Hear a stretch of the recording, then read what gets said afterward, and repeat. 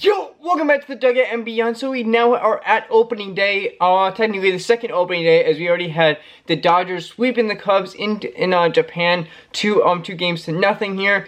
But now we of course have regular opening day in the States here. But yeah, we have kind of an update on pitchers and just in general the Chicago White Sox. So we have right now Shohei Ohtani has been now seeing throwing some warm-up pitches on the mound for the first time since being a Dodger, since of course he signed that massive deal. 99% is deferred until after the entire contract's done. But yeah, this is pretty awesome to see, as he actually said that he's taking it very cautiously. There is no timetable of when he returns, and that'd be awesome just to see him pitch in general once again, as he is saying right now this could be feels like his last chance as a pitcher, and he's mentally preparing for it to be his last opportunity and wants to be as cautious as possible. And yeah, of course, he's such a great pitcher in general, and also just a great player, two-way player that came over from Japan, played a number of seasons for the Angels. And if you ever watch him pitch, it's just, how is he so good at hitting and also pitching at the same time? And apparently he doesn't spend a lot of time on both things. It's just pure talent, and when you have that, it kind of just all forms together really easily in that situation. But hey, this is pretty awesome to see. He's played 80. He started 80. Of course, he was a starting pitcher, so started 86 games. He had 38 wins, 19 losses, which is a .667 win percentage, with an average ERA of 3, which that really got destroyed there in 2020 when he had two starts and had a 37.8 ERA, which is just atrocious. That's like you basically just getting immediately sent down in the middle of the game back to the minors there. But yeah, he averaged just over 3, with literally just over 3.001 there, with a 1.08 whip, 608 strikeouts, insane, 173 balls.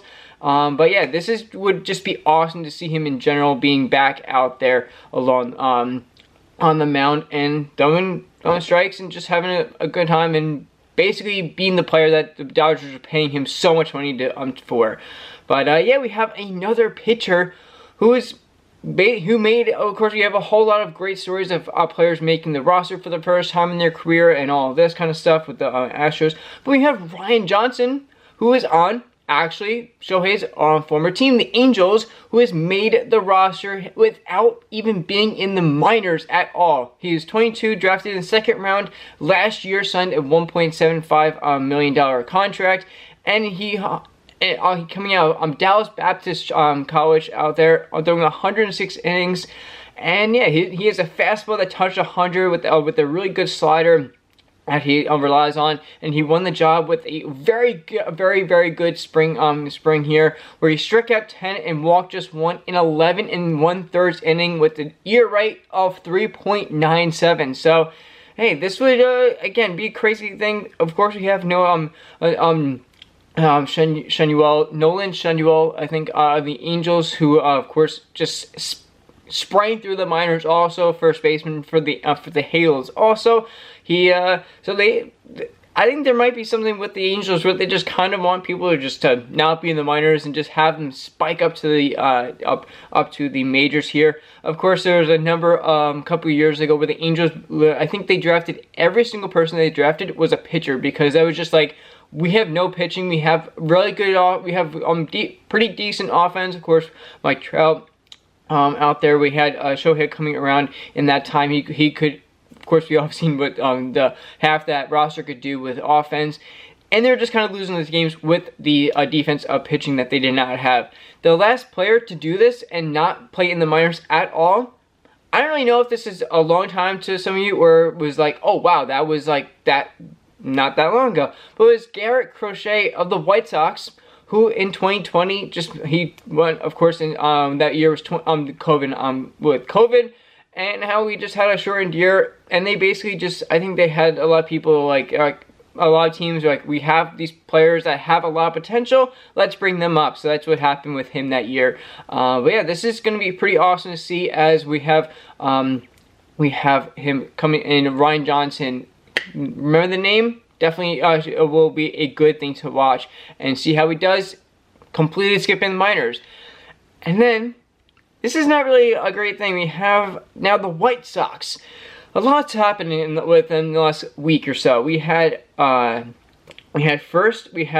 Joey Gallo have unconditional release from the team, then say he wants to switch to pitching, which we already have, which I made a video about that. It's going to be on one of these corners. I'll tag it.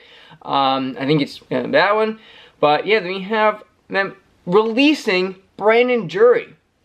Alright, what? How has this happened?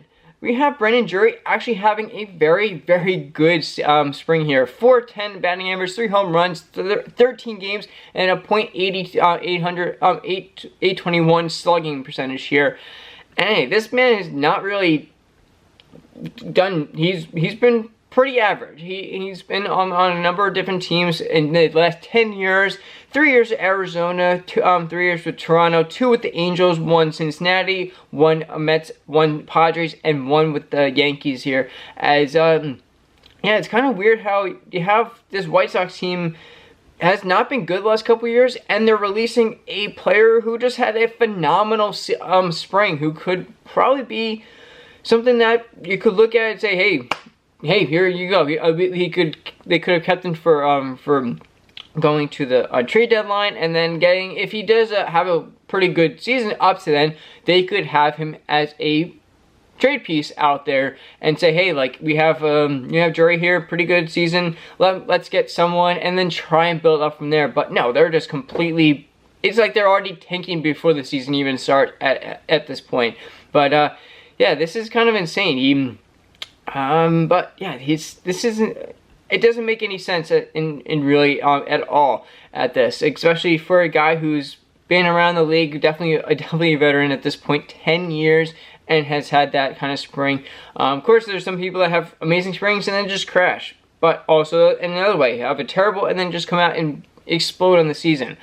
But yeah, not only that, but they also have a number of pitchers, and also, of course, a number of players, like position players, out for injury. But they have a number of them out now this year, going into next year, for Tommy John surgery.